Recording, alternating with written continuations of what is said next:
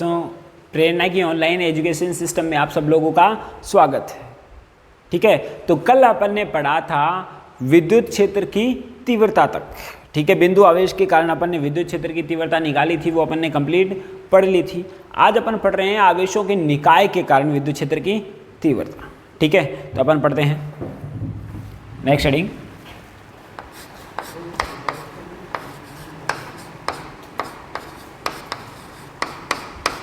आवेशों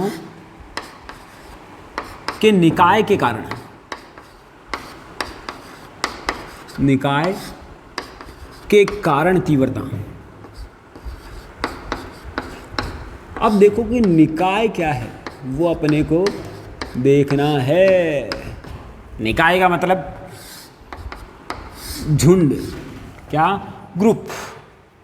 बहुत सारे हैं। अभी तक अपन ने क्या पढ़ा, एक बिंदु आवेश के कारण विद्युत क्षेत्र की तीव्रता निकाली। बहुत सारे आ जाएं तो बहुत सारे अगर आवेश हैं तो उसके कारण विद्युत क्षेत्र की तीव्रता कैसे निकालें। ठीक है, तो करते हैं अपन इसको। तो मान लेते हैं अपन ने एक ये कार्टेशियन प्लेन ले लिया अपन ने, ये अपन ने लिया यहाँ पर ये वैल्यू, ये तो एक्स एक्सिस है और ये ले लेता हूं मैं वाई एक्सिस।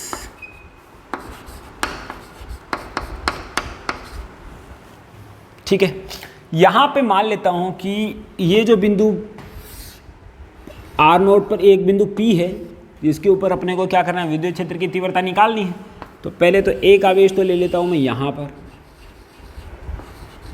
Q1 ले लिया, स्थिति कितनी आएगी R1 और सदिश।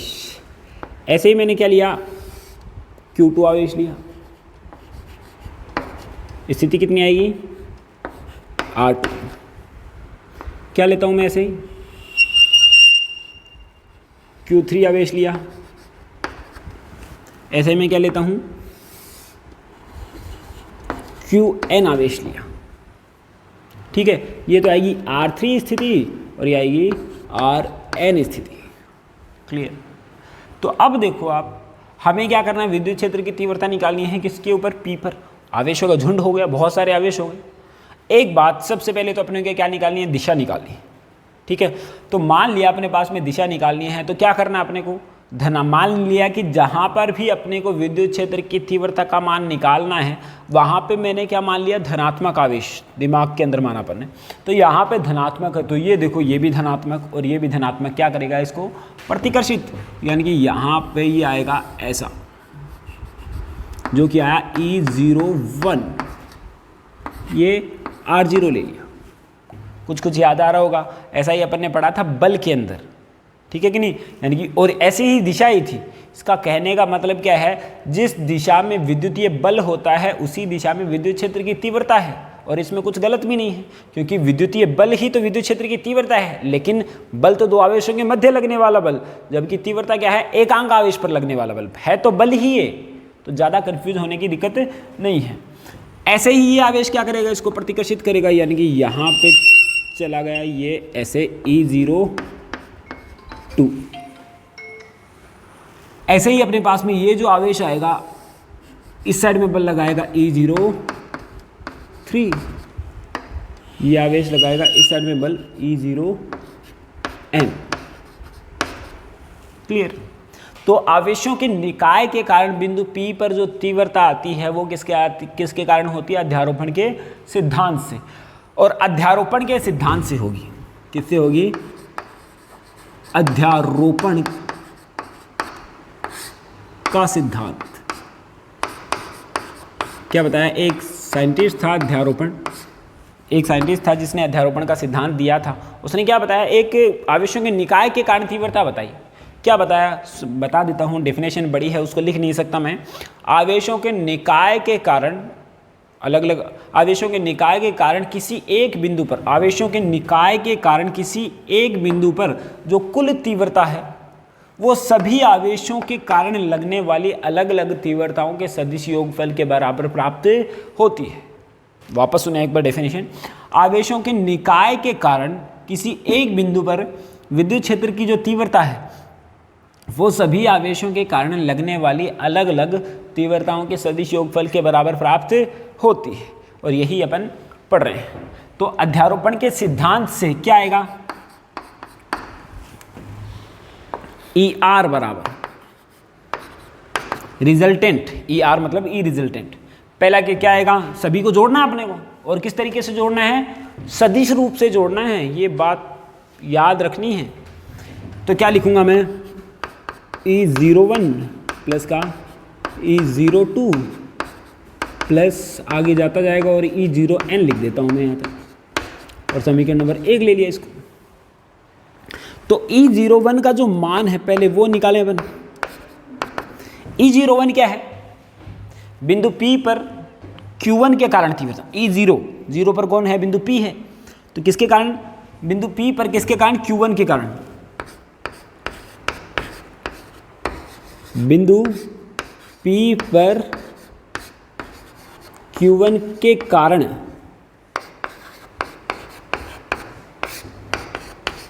तीव्रता, बिंदु P पर किसके कारण, Q1 के कारण, तो कितना आएगा, हम जानते हैं E01 बराबर क्या होता है, KQ/R², बिंदु आवेश के कारण, एक तो बिंदु आवेश ही है ना, तो KQ/R², तो Q की जगह Q1 बट्टे कितने आएगी दूरी, R01 का स्क्वायर, इनटू में सदिश रूप अपने को लिखना है, क्योंकि विद्युत क्षेत्र की जो विद्युत क्षेत्र एक सदिश राशि है, तो यहाँ पे क्या लिखना पड़ेगा अपने को, R01 का कैप। तो यहाँ पे मैं देखता हूँ R01 क्या है, एकांक सदिश है, और एकांक सदिश के बारे में तो अपन जानते हैं R01 का सदिश बट्टे परिमाण ऑफ R01 ये होता है। तो यहाँ पे मैं वैल्यू पुट अप करता हूँ, तो E01 तो कितना आएगा, E01 कितना आएगा, KQ1 बट्टे R01 का स्क्वायर, इसकी जगह ये मान रख दूं मैं, कितना आएगा, R01 का सदिश बट्टे R01 का परिमाण। अब देखो परिमाण तो दो तो ये रहे, एक ये रहा, तो कितना हो जाएगा, टोटल 3, तो कितना आएगा, E01 बराबर KQ1 अपॉन में R01 का क्यूब इंटू में R01 का सदिश। E01 निकालिए, मुझे क्या निकालना है, E02 निकालना, फिर E03 निकालना, E0n निकालना, और मान किस में रखना, समीकरण नंबर 1 में। तो निकालते हैं अपन, पहले E02 निकालता हूँ, ठीक है, तो यहीं पे निकाल के बता देता हूँ। E02 कितना आएगा, सिमिलरली E02 बोलो, KQ1 की जगह KQ2 हो जाएगा, कितना आएगा, KQ2 अपॉन में R02 का क्यूब इंटू में R02 का सदिश। ऐसे ही क्या आएगा, E0n KQn अपॉन में R0n का क्यूब इंटू में R0n का सदिश। सब मान अपन ने निकाल लिए, E01 निकाल लिया, E02 निकाल लिया, E0n निकाल लिया। क्या करूँ, समीकरण नंबर 1 में रख दूँ मान, ठीक है। तो यहाँ पे मैं रख देता हूँ समीकरण नंबर 1 में मान रखने पर, समीकरण 1 में मान रखने पर, समीकरण 1 पर अपन क्या करते हैं, मान रखते हैं। तो समीकरण 1 तो ये रहा, तो यहाँ पे क्या लूँ मैं, ER बराबर E01 का मान तो ये रहा, कितना है, KQ1 अपॉन में R01 का क्यूब इंटू में R01 का सदिश, कितना आएगा, KQ2 अपॉन में R02 का क्यूब इंटू में R02 का सदिश, प्लस क्या करूँ, KQN वाला मान रख दूँ, क्या रखूँ मैं यहाँ पे, KQN अपॉन में R0n का क्यूब इंटू में R0n का सदिश। ये फॉर्मूला आ गया। अब ये इतना बड़ा फॉर्मूला है, कौन याद रखेगा बताओ, है ना। इसलिए इसको क्या किया जाता है, छोटा कर दिया जाता है, और छोटा कैसे करते हैं हम जानते हैं। तो ER बराबर के तो कॉमन ले लूँ मैं, और यहाँ पे क्या लगा दूँ, समेशन I = 1 और से लेकर n तक, क्योंकि I जो चेंज हो रहा है 1 2 3 4 5 6 कहाँ तक चेंज हो रहा है, n से। तो यहाँ पे किसको दर्शाते हैं अपन, चेंज को। चेंज यानी कि शुरू कहाँ से हो रहा है, 1 से लेकर 1 से लेकर कहाँ तक चेंज हो रहा है, n तक। अगर ये 2 से लेकर 5 तक चेंज होता तो यहाँ i बराबर कितना लगा था 2 और यहाँ पे कितना लगा था 5, ताकि क्या हो जाए, शॉर्टकट बन जाए अपने पास में, ठीक है कि नहीं। यानी कि q बराबर क्या आएगा, क्यू आई जो भी परिवर्तित हो रहा है उसकी जगह पे i लगा दूंगा मैं। q1 देखो परिवर्तित होता है, हो रहा है q1 q2 q3, ये परिवर्तित हो रहा है इसलिए मैंने i लगा दिया। यहाँ पे देखो r 0 परिवर्तित हो रहा है क्या, नहीं, सभी जगह 0 का 0 ही है, इसलिए मैं इसको चेंज नहीं करूँगा। और 1 2 3 यहाँ पे परिवर्तित हो रहा है, यानी कि i का क्यूब, और यहाँ पे r0 i का वेक्टर, और ये आ गया अपने पास में इसका एक बहुत ही छोटा सा सुंदर सा फॉर्मूला, ठीक है ना बात। तो इस टाइप से अपन ने इसका फॉर्मूला किया। ये हुआ आवेशों के निकाय के कारण किसी बिंदु पर तीव्रता। अब इसके कुछ न्यूमेरिकल अपन फिर से करेंगे, क्योंकि बिना न्यूमेरिकल में मानता नहीं कि फिजिक्स होती है, ठीक है। इसके कुछ न्यूमेरिकल्स अपन करते हैं आसान से, एकदम सिंपल से, ठीक है। तो पहला क्वेश्चन है अपने पास में, एक निर्देशांक तंत्र,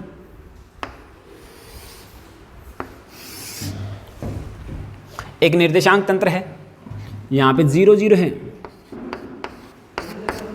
यहाँ पे कितना है, ये 2 सेंटीमीटर है, यहाँ पे 4 सेंटीमीटर है, यहाँ पे 6 सेंटीमीटर, यहाँ पे 8 सेंटीमीटर।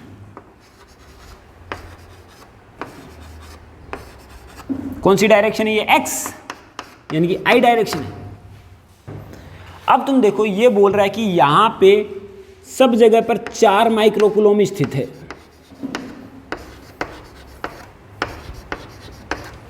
तो बिंदु O पर तीव्रता ज्ञात कीजिए, बिंदु O पर तीव्रता ज्ञात कीजिए। सिंपल सी बात, ये आवेश के कारण जहाँ पे भी अपने को विद्युत क्षेत्र की तीव्रता ज्ञात करनी है, वहाँ पे अपन क्या मानेंगे, तो इस आवेश को तो मान लिया Q, मान लिया अपन ने Q, क्योंकि सबका मान समान है इसलिए मैंने Q मान लिया। कोई दिक्कत थोड़ी, मान सकता हूँ, मेरी मर्जी, क्योंकि बराबर है। अगर सब अलग अलग होते तो मैं Q1 Q2 Q3 मान लेता। ऐसा क्यों कर रहा हूँ, ताकि कैलकुलेशन आसान हो जाए, ठीक है। तो यहाँ पे मुझे तीव्रता ज्ञात करनी है, यहाँ पे तो सबसे पहले ये धनात्मक है, ये भी क्या है, यहाँ पे अपन ने माना है धनात्मक। जहाँ पे भी अपन विद्युत क्षेत्र की तीव्रता ज्ञात करते हैं वहाँ पे अपन मानते हैं धनात्मक। तो ये धनात्मक को क्या प्रतिकर्षित इस साइड में, ये भी इस साइड में लगाएगा, ये भी इस साइड में लगाएगा, और ये भी इस साइड में, यानी कि सबका जो परिणामी आएगा वो इस साइड में आएगा, विद्युत क्षेत्र आएगा इस साइड में ई, यानी कि कौन सी डायरेक्शन है, ये माइनस का आई कैप, ये आई कैप, तो ये माइनस का आई कैप। एक्स वाले को अपन क्या लेते हैं आई, माइनस एक्स को क्या लेते हैं माइनस का आई, यानी कि जो ई आर आएगा, ई आर आएगा कितना आएगा, E1 प्लस का, E2 प्लस का, E3 प्लस E4 सदिश राशि है। यह समीकरण नंबर 1 ले लिया। सदिश राशि है तो E1 का मान निकालूंगा मैं, E2 का मान निकालूँ, E3 का मान निकालूँ, और ये रख दूँ। दिशा तो अपन ने निकाल ली, देखो दिशा का तो कोई अब चक्कर ही नहीं है, ठीक है कि नहीं। तो अब मैं निकालता हूँ इसका परिमाण। तो सबसे पहले मैं क्या करूँगा, E1 का मान ज्ञात करूँगा। तो E1 का मान क्या होता है, KQ/r²। r कितनी है 2 सेंटीमीटर, तो क्या आएगा r1² ले लेता हूँ। तो k को भी मैं ऐसा रख देता हूँ, r1 का मान चेंज हो रहा है बस, यहाँ पे r1² लिख देता हूँ। E2 कितना आएगा KQ/r2², क्योंकि दूरी चेंज हो रही है। और E3 कितना आएगा अपने पास में, KQ/r3²। ऐसे ही E4 जो आ रहा है कितना आ रहा है, KQ/r4²। क्लियर बात। तो यहाँ पे तुम देखो, यहाँ पे अगर मैं वैल्यू निकालता हूँ तो यहाँ पे क्या करना है अपने को, समीकरण 1 में मान रखेंगे अपन। तो मान रखेंगे तो ER बराबर कितना आएगा, ER बराबर E1 KQ/r1², E2 KQ/2r²। तो क्या करूँगा मैं, KQ/r1 की जगह कितना आएगा 2 सेंटीमीटर, तो 2 × 10⁻² का स्क्वायर प्लस KQ/4 सेंटीमीटर, इसकी दूरी कितनी है 4 सेंटीमीटर, तो 4 × 10⁻² प्लस का स्क्वायर KQ/6 × 10⁻² का होल स्क्वायर प्लस के क्यू बट्टे 8 गुणा 10 की घात माइनस 2 का होल स्क्वायर, ये वैल्यू आ जाती है। तो यहाँ पे तुम देखो के तो कॉमन आ रहा है, के क्यू तो कॉमन आ रहा है, और ये आया अपने पास में, ठीक है। और ये आएगा अपने पास में, देखो कितना आएगा, 1/4 गुणा 10 की घात माइनस का 4 प्लस 1/16 गुणा 10 की घात माइनस का 4 प्लस 1/36 गुणा 10 की घात माइनस का 4 प्लस 1/64 गुणा 10 की घात माइनस का 4। तो यहाँ से 10 की घात माइनस 4 भी कॉमन आ रहा है नीचे, तो E बराबर के क्यू बट्टे 10 की घात माइनस का 4, ठीक है कि नहीं। और ये आया 1/4 प्लस का 1/16 प्लस का 1/36 प्लस का 1/64। तो यहाँ पे क्या करूँ मैं, E का जो मान आएगा, K का मान कितना होता है, 9 गुणा 10 की घात 9। Q का जो मान है, Q का जो मान है, Q का मान अपन ने क्या दे रखा है, 4 माइक्रोकूलम। कितना आएगा, 4 गुणा 10 की घात माइनस 6 बट्टे 10 की घात माइनस का 4। ये तो आ रहा है 1/4। कितना आ रहा है, 1/4। यानी कि क्या करूं मैं, अगर मैं सोल्व करता हूं 1/4, यानी कि कितना आएगा, कितना आएगा 0.25। अगर इसको मैं सोल्व करता हूं, ठीक है कि नहीं, इसको अगर अपन सोल्व करते हैं तो कितना आएगा, प्लस का 0.12, ठीक है। इसको अगर मैं सोल्व करता हूं, 1 मिनट, इसको अपन सोल्व करते हैं तो कितना आया 100, अगर 2 लगाता हूं तो 100 आ जाता है 25, यानी कि ठीक है 0.25। और ये कितना आएगा, ये कितना आ जाएगा अपने पास में,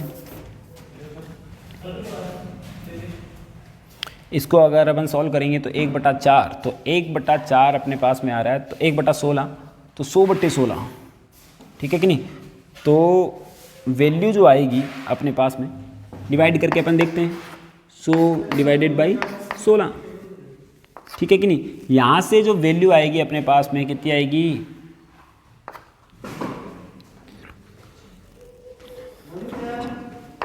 96। एक बार बंद करो सर।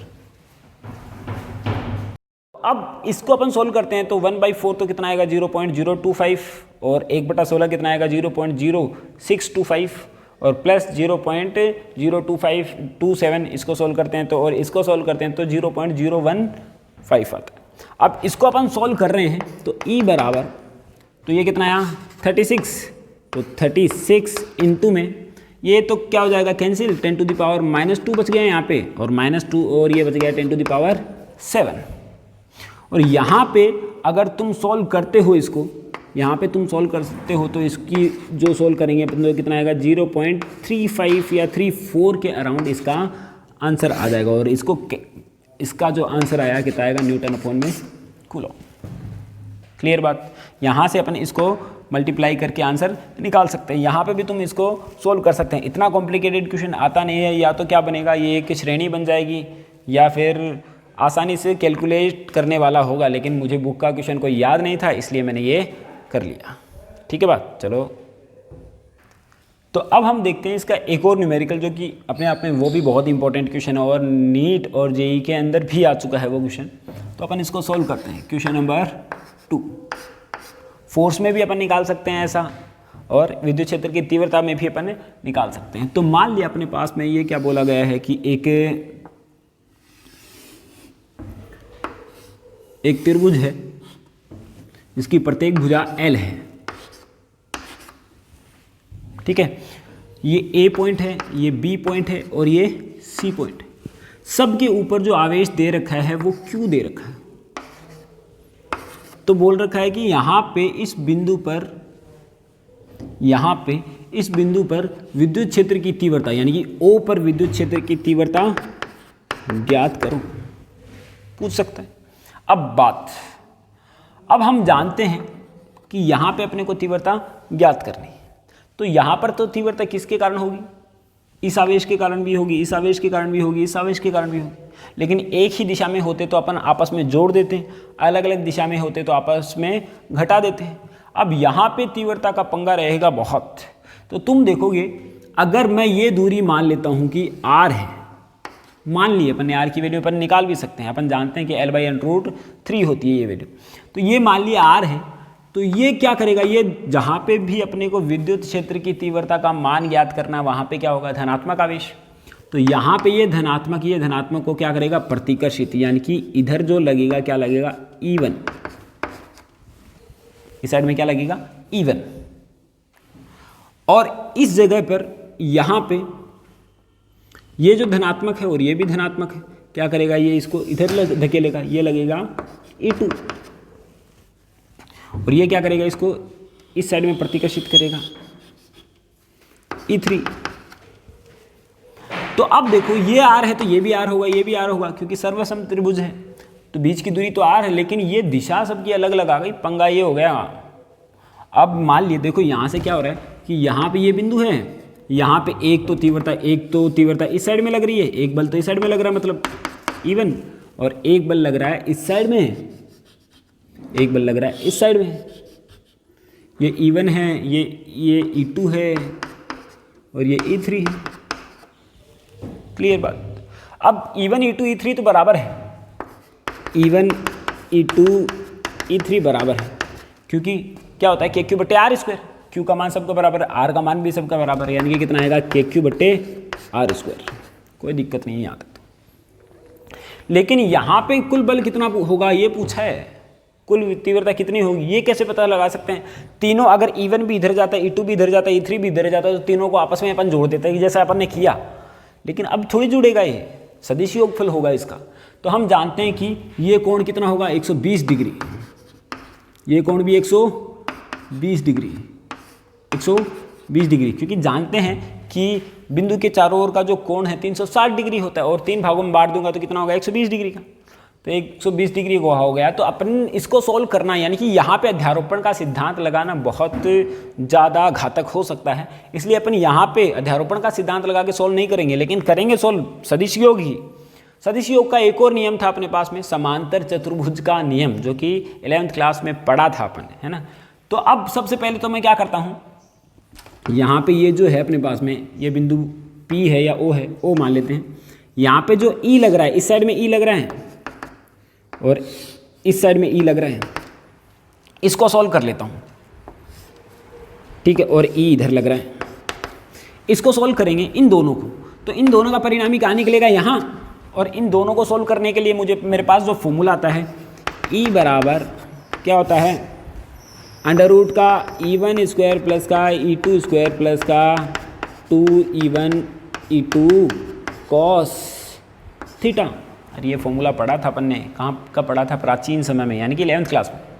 यानी कि यहाँ पे मैं वैल्यू निकालता हूँ E बराबर, ठीक है, E ये निकाल लेता हूँ, EP बोल देता हूँ इसको। तो यहाँ पे तो ये तो बराबर है, ये तो कितना आएगा, E² प्लस का E², क्योंकि E1 E2 E3 इसको क्या मान लिया मैंने, E मान लिया सबको। तो ये अपन ने मान रहे हैं EP, तो यहाँ पे आए कितना आएगा, E यानी कि 2E² इंटू में cos थीटा, थीटा का मान 120 डिग्री, और cos 120 का मान कितना होता है, -1/2 होता है बेटा। तो -2 से ये तो कैंसिल, यानी कि कितना हुआ, यहाँ पे ये माइनस का, यानी कि EP बराबर कितना आ जाएगा, 2E² माइनस का E², यानी कि वापस E आ जाएगा। यानी कि इधर भी कितना लग रहा है, E ही लग रहा है। तो इस साइड में E लग रहा है, नीचे भी E लग रहा है, विपरीत दिशा में। आंसर कितना, 0। देखो यहाँ पे जितना बल लग रहा था, इस साइड में कितना लग रहा है, E लग रहा है, और इस साइड में भी तो पहले से E है, ठीक है। तो विपरीत दिशा में हुए क्या, एक दूसरे के समान परिमाण और विपरीत दिशा में बल लग रहे हैं, तो आंसर कितना, 0। और यही क्वेश्चन अपने पास में बल में भी हो सकता है। यहाँ पे अगर क्या रखा जाए, कोई दूसरा आवेश रख दिया जाए, तो बल पूछे तो ये आवेश इसको इधर तक लेगा, F1 लगेगा, F2 लगेगा, F3 लगेगा, और सेम टू सेम इसका आंसर आ जाएगा। ठीक है, चलो आज की क्लास यहीं पे ख़त्म हो जाती है।